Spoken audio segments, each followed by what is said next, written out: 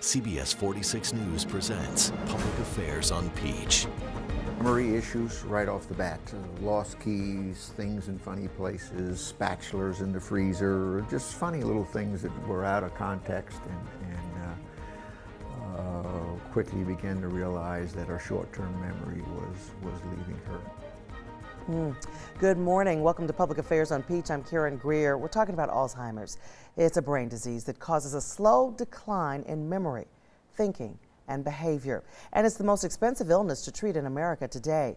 Well, November is National Alzheimer's Awareness Month. And during this half hour on Public Affairs on Peach, we're going to discuss steps to take if you suspect a loved one may be showing the signs of the disease.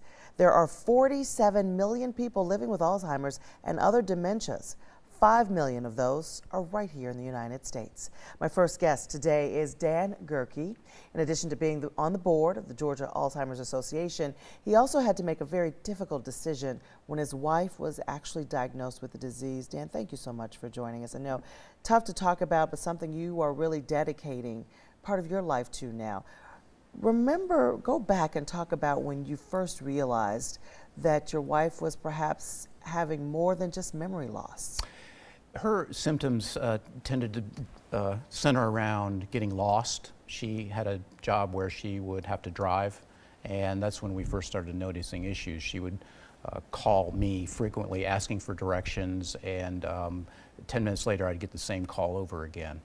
That was the first sign. Then it started manifesting itself in lost keys, lost glasses, lost credit cards. And it got to a point where she had difficulty with work and performing tasks there. And I would from time to time try and help her with work. And I would see that she kept doing the same task, same thing over and over and over again, erasing what she had put on the paper. And then I would come back and she would be doing the same thing over, erasing it and filling in it again. So that's when we knew there was some major issue. Now, you mentioned something very important. At what point is it dementia or Alzheimer's? Sure. Dementia is an overall broad category an umbrella category under which there are different types of dementia. Alzheimer's disease is the most prevalent type of dementia. We suspect that about 75% cases of dementia are Alzheimer's. There are also dementias called Lewy bodies syndrome and vascular dementia. So that's the main difference between the two. Did you have a plan in place? Were you prepared for what had to happen next? Gosh, no. And it was the disease. The diagnosis was a shock to us. And so that's when I started doing a lot of research and came upon the Alzheimer's Association and started understanding what the disease was, and then subsequently developed a plan. But initially, prior to the diagnosis and for a few months afterwards, we were drowning, literally. What do you suggest for people who may be watching this morning and say, oh, that sounds like my loved one, that sounds like my friend? What can they do? I think the first step is to go talk to your primary care physician and talk about specifics about what is going on with the memory loss. And then hopefully they will refer your loved one to a neurologist who specializes in memory issues. That's critical. We floundered for about a year and a half because we weren't sent in the right direction, literally. And so getting a referral to a neurologist that specializes in memory care, memory issues is critical. And we talked about off camera. How are you and how is your wife doing at this point? How long has it been since the diagnosis? Yeah, she was diagnosed literally 6 years ago in 2012 at the age of 56. And we had seen signs of the disease probably 2 to 4 years prior to that. She is pretty much on a somewhat of a fast track. I had to place her in a memory care facility about 2.5 years ago.